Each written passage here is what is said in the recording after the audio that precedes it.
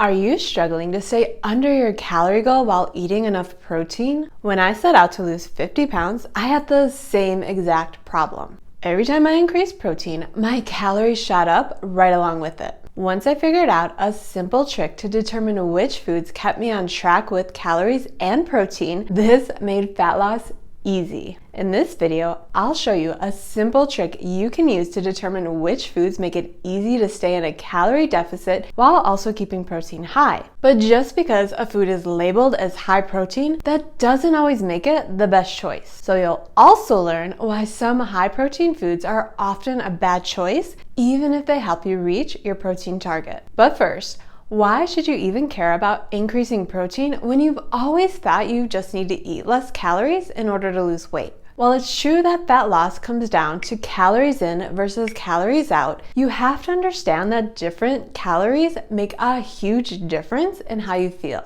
If you had to choose between this glass of orange juice or these 2 cheese sticks, which would you pick as the healthy snack? While some may look at all of the vitamins in the orange juice, others quickly choose the cheese sticks because they're low in carbs. So the snack you view as healthy comes down to whichever diet you've been trained to follow, either low fat with plenty of vitamins, or avoid carbs at all costs. But blindly following strict diet rules isn't what gets you to your goal. You have to understand how each food makes you feel to figure out the best choice. While having one of these as a snack does provide your daily dose of vitamin C, it does so at the cost of shooting your blood sugar through the roof. Whenever your blood sugar spikes, it will eventually crash, leading to ravenous hunger minutes later. The other contains 16 grams of whole food protein, which drastically slows down your blood sugar response. This slow burning fuel source keeps you satisfied for hours, helping you not overeat. So the best choice doesn't come down to one being low carb or one being higher in vitamins. Choosing protein-dense cheese sticks over orange juice is best, since drinking any liquid sugar, even if it's liquid squeezed directly from fruit, is the fastest way to spike and crash your blood sugar. Now that you understand the importance of protein, that doesn't mean that you should just grab any snack that's labeled high protein. Even though most people find more weight loss success eating somewhere between 30 to 40% of their daily calories from protein, weight loss still does come down to a moderate calorie deficit. That means you gotta find ways to reduce calories while keeping protein high. A lot of foods labeled as high protein are also high in fat, making them too calorie dense to help you reach your goals. That's where this simple trick comes in handy. Taking a few seconds to analyze the protein per calories in food is an easy way to figure out if your choice is high enough in protein to be worth the calories. If you're following a high protein plan, it makes sense to plan meals and snacks that get close to 30 to 40% of calories from protein, since this makes it easy to stay on track all day long. The best way to determine if a food is close to this range is to figure out the calorie to protein ratio, which I promise it is way simpler than it sounds. Let's look at this meal replacement cookie that boasts 16 grams of protein on the package. Looking closer, that's 16 grams for the entire cookie. That's 460 calories. To figure out if it's close to 30 to 40% protein, you want the first 2 numbers in the calories to match up as closely as possible to the grams of protein. If the protein number is higher than the first 2 numbers in the calories, that's even better, since you instantly know that food is more than 40% protein. Looking at this meal replacement cookie, when we look at the protein listed at 16 grams compared to the total calories listed as 460, when we remove the 0, that makes this calorie number 46 and the protein is 16. With a ratio of 46 to 16, those numbers aren't even close to matching up. This high protein meal replacement only comes in at 14% of calories from protein. Using this as a meal replacement makes it difficult to hit your protein target while staying under calories for the rest of the day. When we compare it to this IQ protein bar that says Smart Food right on the label, this looks like it could be a better option since it has 170 calories with 12 grams of protein. When we remove the last number from the calories, it doesn't perfectly match up to protein, but a ratio of 17 to 12 is a lot closer than the protein cookie that has a ratio of 46 to 16. This could be a better choice since after officially doing the math, you get close to 30% of calories from protein. Plus, it's not as high in overall calories, which gives you more room to hit protein with other meals and snacks. But remember when I said just because a food is a good choice on paper, that doesn't necessarily make it a good choice for you? Taking a closer look at the label, this Smart Bar also has 8 grams of fiber, which is good since fiber keeps you full, right? While it's great to get at least 25 to 30 grams of fiber most days, just like all calories aren't created equal,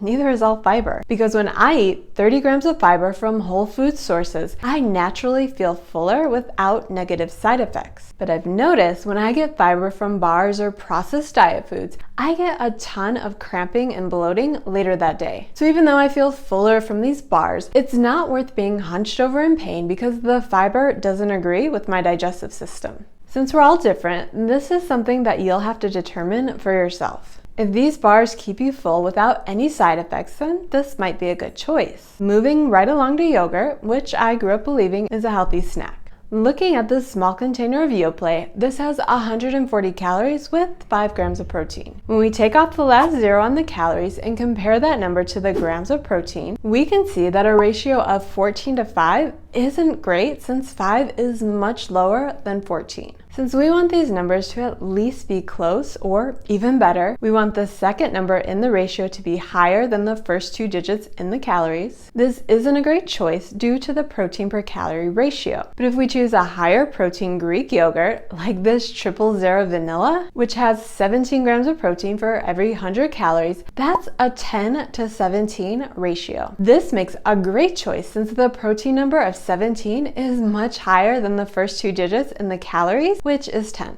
The math officially breaks down to 68% of calories from protein, which puts you well over that 30 to 40% goal. But you'll never have to do the official math to understand that this is a good choice, since it's very clear that the protein number is way higher than the first 2 digits in the calories. It's helpful when you find foods that put you over that goal, since that means some of your other choices don't have to be as high in protein later that day. Next, let's go back to our cheese stick example, but this time we'll compare them to another whole food like these almonds. Since these are both real foods, these are both great choices, right?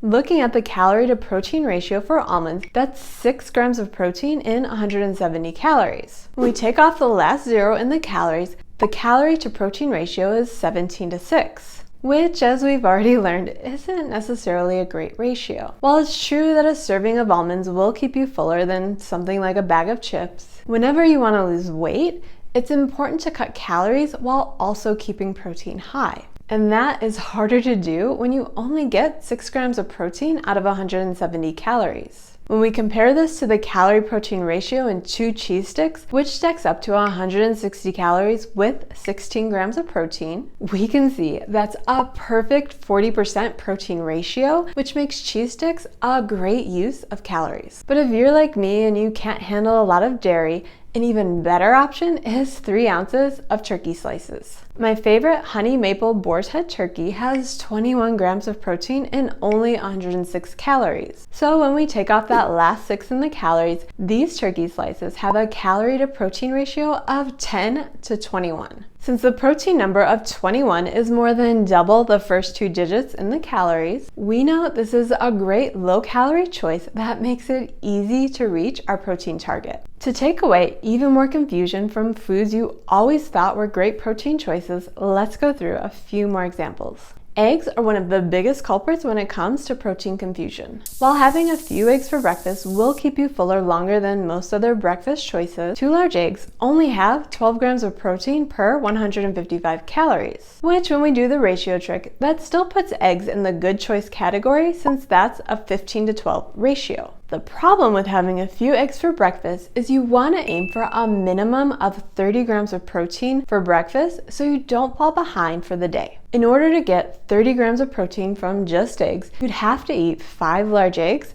which most women won't do. If you love eggs for breakfast, a great trick to get more protein early is to mix some egg whites in. When you add 100 calories worth of egg whites, this bumps your breakfast total to 34 grams of protein and 258 calories, giving you a calorie to protein ratio of 25 to 34. Getting 34 grams of protein in a low-calorie meal is a great way to make a dent in your protein target first thing. If you prefer a less eggy breakfast, adding leftover meat from last night's dinner is another easy way to add more protein. When you start the day out that strong with protein, you are going to feel full all morning long. Plus, you won't have to play catch up with protein all day. Next, let's talk about some of the high protein fun foods that run rampant on grocery store shelves. Here's a pro tip about these types of foods that make sticking to a high protein diet easy. Never eat them before lunch. Even though cereal is marketed as a breakfast food, and you get a decent calorie to protein ratio of 17 to 16 when you add half a cup of milk to this high protein cereal, these high protein processed foods aren't real foods, which means they won't fill you up as long as something like eggs, meat, or dairy. When you eat 170 calories worth of real food that is also high in protein, you will stay fuller for way longer than processed foods that are intentionally designed to make you crave more.